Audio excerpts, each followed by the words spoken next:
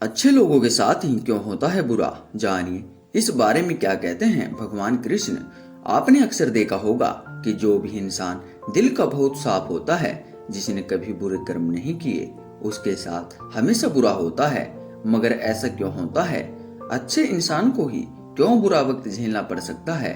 अधिकतर लोगों को इसके पीछे का रहस्य नहीं पता होगा। इसलिए आज हम आपको बताने जा रहे हैं कि ऐसा क्यों होता है। इसका वर्णन भगवत गीता में भगवान कृष्ण ने किया है। भगवत गीता एक ऐसा ग्रंथ है कि उसमें इंसान के मन में उठने वाले हर सवाल का जवाब मिल जाता है। भगवत गीता में वर्णित कथा के अनुसार एक नगर में दो पुरुष रहते थे। पहला व्यापारी जो बहुत ही अच्छा इंसान था, धर्म और नीति का पालन करता था, भगवान की भक्ति करता था और मंदिर जाता था।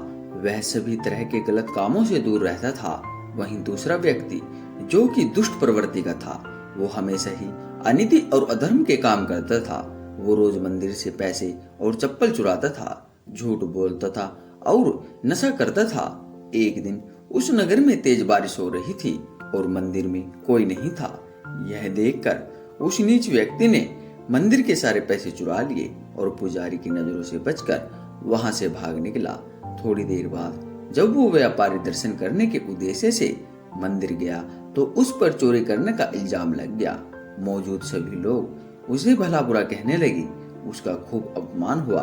जैसे तैसे वह व्यक्ति मंदिर से बाहर निकला और बाहर आते ही एक गाड़ी ने उसे टक्कर मार दी।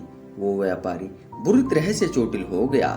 उसी वक्त उस दुष्ट को एक नोट से भरी पोटली हाथ लगी। इतना सारा धन देखकर वह दुष्ट खुशी से पागल हो गया और बोला कि आज तो मजा ही आ गया।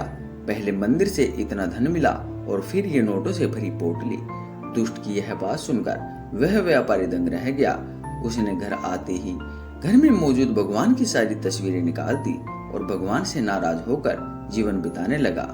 सालों बाद जब उन दोनों की मृत्यु हो गई और दोनों यमराज के सामने गए, तो उस व्यापारी ने नाराज स्वर में यमराज से प्रश्न किया कि मैं तो सदैव ही अच्छे कर्म करता था, जिसके बदले मुझे अपमान और दर्द मिला, और इस अधर्म करने वाले दुष्ट को नोटों से भरी पोटली आखिर क्यों?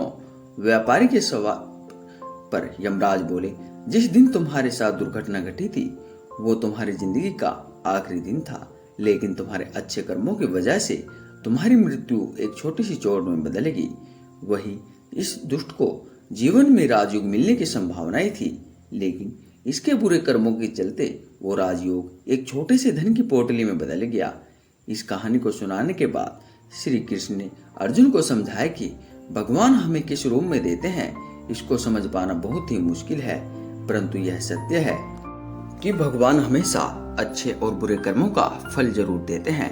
अतः व्यक्ति को चाहिए कि जीवन में आने वाली परेशानियां जी घबराना नहीं चाहिए और व्यक्ति को सदैव अच्छे कर्म करना चाहिए, क्योंकि उसका फल किसी न किसी रूप में जरूर मिलता है।